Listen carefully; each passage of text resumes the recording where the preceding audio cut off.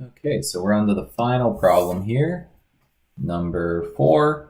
So this is consider the program below, calc display, and we're going to do some stuff in there, and main, we're going to do some stuff in there, including calling calc display.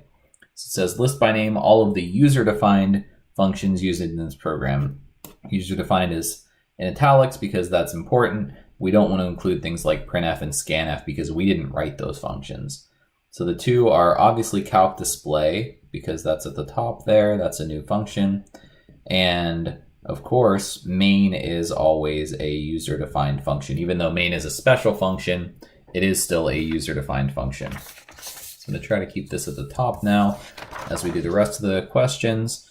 So first it says, to the right of the diagram, fill in the names for the two addresses saved on the stack prior to jumping to calc display function in correct order that they are stored. So this is just the diagram from hopefully your equation sheet that says main variables, function, args, and we're only going to ever ask you for one of these, so you just need this exact diagram. Return address, old EBP, and function variables. So matching that up to the code, we know number 1 and number 2 are mains variables. Copy of number 1 and copy of number 2 are what are going into calc display here. And so then the next things, so those are the function args. So we have main variables, function args, these two things going above those, and in between where the function variables are, which are school and sum, are the return address, sorry for my writing, and old EBP. So that's just labeling, matching up to this diagram here that should be on your equation sheet, and checking, making sure it's in the correct order on the actual diagram that we're looking for. So then fill in the values stored at address BFFFF800 on the diagram above.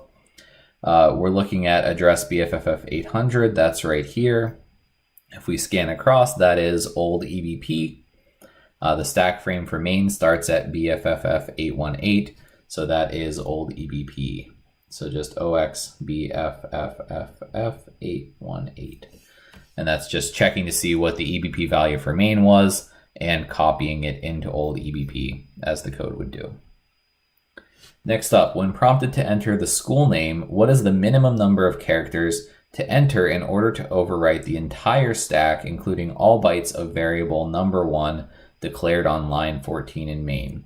So we're overwriting everything up to number 1. We're not overwriting old EBP, or we're not overwriting the value of EBP for main. And we're starting at school. So we're entering something into school starting at address 7F6, and we're going to go down to 814. So we can do this in a couple different ways. The first way is to look at the code and see that school is 10 characters. So 10 characters. Addresses like old EBP and return address are 4 bytes each. Characters are also, they're 1 byte per character, so we just have 10 bytes plus 4 bytes each, so 4 and 4. Copy of number 1 and number 2, those are integers, as are number 1 and number 2. So we have plus 4, plus 4, plus 4, plus 4. So that's 4 for each of these. And that is going to give us the total number of bytes. So we have 1, 2, 3, 4, 5, 6 times 4 is 24, plus 10 equals 34. And we're saying the minimum number of characters. Keep in mind that when we enter a character or a set of characters as a string that has something in quotes, we are going to add a null terminator at the end. So we actually want 34 minus 1 equals 33 characters because it's going to include the null.